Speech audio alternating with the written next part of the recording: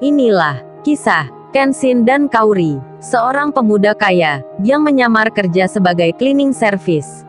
Versi Kaori TV, episode 260. Angelika yang terheran melihat Kaori yang terdiam, meski tangannya dipegang oleh seorang pria yang kerjanya cleaning service. Angelika pun bertanya-tanya, kenapa Kaori itu tak marah. Teman-temannya juga melihat pula keanehan itu. Kaori, yang di dekatnya ada Kenshin. Lantaran hal yang demikian, Kaori sampai tak menyadari jika dirinya sedang menjadi pusat perhatian. Lalu temannya, yang bernama Lala, malah yang memberi tanda dengan bertanya, "Kaori, apa tanganmu sakit ya? Coba aku periksa juga." Lala sembari melihat ke arah tangannya Kaori yang dipegang oleh Kenshin. Karena mendengar itu, Kenshin pun jadi tahu, dirinya langsung tersadar, segera saja dilepaskan apa yang dipegangnya. Kemudian ia berucap, Kenshin terdengar bicara, "Maaf non Kaori, aku tak sengaja ini, maaf ya." Lala dan temannya mendengar itu, mereka pun jadi merasa aneh. Mengapa panggilannya tiba-tiba diubah dari Kaori menjadi non Kaori? Lala dan teman kerjanya itu menjadi yakin karenanya, jika Kaori dan tuan muda sudah punya hubungan. Kemudian di saat itu, saat Kenshin merasa gugup karena temannya Kaori yang melihatnya nampak lain, Kenshin pun mengalihkan pandangannya. Segera dilihat olehnya, Iwan tiba-tiba di dekatnya. Kenshin itu lalu bilang, "Oh iya Wan, gua minta tolong. Lu bisa ya Wan, tolong ambilkan perban. Aku tak bersihkan pecahan ini." Iwan yang mendengar bicara itu langsung mengiyakan. Dirinya pun menjawab, "Oke bro, tak ambilkan di ruang sebelah." Iwan sembari melihat Kaori yang tangannya dipegang sendiri. Ia kemudian berjalan keluar, mencari apa yang dipesan temannya. Di sela itu, saat Iwan di dekat pintu, tak sengaja, dirinya bertemu Susanti, yang baru keluar ke kamar kecil. Susanti pun hanya melihat Iwan, tanpa bicara menyapa. Kenshin sendiri, kini sedang menyapu lantai. Ia membersihkan pecahan kaca, yang ada di bawah mejanya Kaori. Tak lama berselang, Iwan pun datang, dengan membawa perban, yang ada di tangannya. Ia pun lalu bicara, "Bro, ini perbannya, sudah aku ambilkan." Kenshin pun menerimanya, lalu ia menjawab, "Makasih Wan." Perban itu pun diambil dari tangannya Iwan. Kemudian Kenshin berjalan lagi, mendekati Kaori. Saat itu Angelika melihatnya, memperhatikan pula cleaning service itu, seperti bicara ke Kaori. Karena jaraknya agak jauh, Angelika pun tak bisa mendengarnya, hanya bisa melihat saja. Penasaran jadinya, bicara tentang apa itu? Hatinya bertanya sendiri, sedikit ingin tahu rasanya. Lalu ia pun melihat teman-temannya Kaori, yang hanya diam saja saat Kaori didatangi cleaning service. Kok mereka tak risih? Angelika secara diam-diam malah memperhatikan mimik wajahnya tamu di sini. Karena dirasanya, hal itu aneh sekali.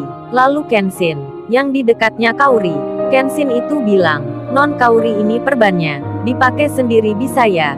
Ini aku taruh di sini." Kenshin meletakkan di meja, salah satu temannya Kaori, kemudian mengambilnya. Ia pun lantas bilang, "Sini Kaori, aku bantuin makaikan perban ini." Lalu kemudian, Kenshin dan Iwan pun kembali. Mereka berjalan ke ruang pojokan, ke tempat semula, untuk menata perlengkapan yang ada di keranjang. Di tengah hal itu, saat Kenshin sedang berjalan, yang melewati staf perusahaan, yang tak lain pegawai di sini. Para staf itu pun melihatnya. Susanti bahkan bicara dengan rekan kerjanya. Begitu pula Angelika, yang berbisik-bisik, saling bicara pelan dengan staf utama, yang ada di sebelahnya. Mereka mengatakan tentang cowok cleaning service, yang baru masuk kerja ini, yang dianggapnya mempunyai sikap yang tak sopan sekali. Cleaning service kok berani-beraninya berjalan santai di tengah meeting. Bicara pula dengan wanita yang punya jabatan tinggi. Tak hanya itu, dirinya juga memegang tangan seorang tamu penting di sini. Mereka para staf itu bicara dengan tema yang sama. Lalu di antaranya ada yang bilang, "Kalau gitu jangan dipakai aja. Orang seperti itu, cleaning service yang tak tahu aturan, entar bisa buat perusahaan jadi jelek namanya." Angelika pun menyahut, "Iya benar itu, gua setuju sekali.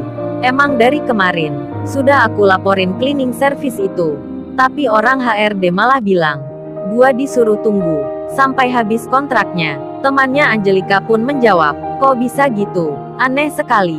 Berhentikan cleaning service aja, pakai nunggu segala, kayak jabatan penting. Kalau gitu ntar kita sekalian aja ke sana, ke kantor HRD, untuk menanyakan, apa benar berhentikan cleaning service harus nunggu lama? Angelika pun menjawab lagi, setuju, itu yang gua inginkan. Waduh, para staf kantor utama itu akan melapor bersama-sama agar cleaning service yang dimaksud segera diberhentikan kerja. Di sela pembicaraan mereka, di tengah meeting yang terhenti, Kauri sudah merasa baikan. Mejanya sudah kembali rapi, hingga acara meeting dilanjutkan lagi, dan kini akan menginjak membahas masalah yang penting, yakni keuangan perusahaan. Kauri itu mulai membuka data, lalu diputar di layar utama yang terpasang di depan Angelika dan rekan kerjanya. Mereka melihat gambar tentang kinerja perusahaan di tempat ini. Ibarat sudah mendapat jawaban. Angelika dan semua staf di situ, mereka tenang sekali ketika mendapat pertanyaan dari rekannya Kauri, karena dirinya sudah menyangka jika masalah ini yang akan ditanya. Terlihat video laporan diputar, segala kekurangan ditunjukkan, termasuk kesalahan dan tentu saja keanehan akan kinerja perusahaan yang omsetnya mengalami penurunan.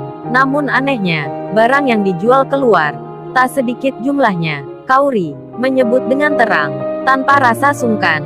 Kauri itu langsung bicara ke poinnya. Jika di sini begitu banyak masalah, Angelika yang mendengarnya, ia pun merasa tersinggung. Apalagi yang bicara itu wanita yang dibencinya di waktu kuliah, seakan tak terima akan apa yang diungkapkan. Angelika lalu menjawab, meskipun hatinya panas. Angelika itu berkata dengan bahasa yang santun, maaf Mbak Kauri, kalau mengenai omset turun dan barang keluar banyak, itu tidaklah benar, karena laporan kami selalu menunjukkan angka yang naik tiap bulannya. Mbak Kauri dan staf sekalian bisa periksa lagi dari laporan harian, mingguan, bulannya, masih ada semua di komputer perusahaan. Angelika dan rekan kerjanya lalu melanjutkan bicara lagi.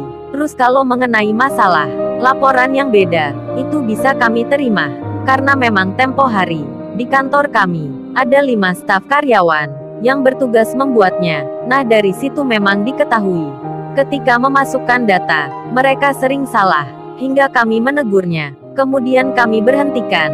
Mereka pun masih ada, namun kerja di bagian lain.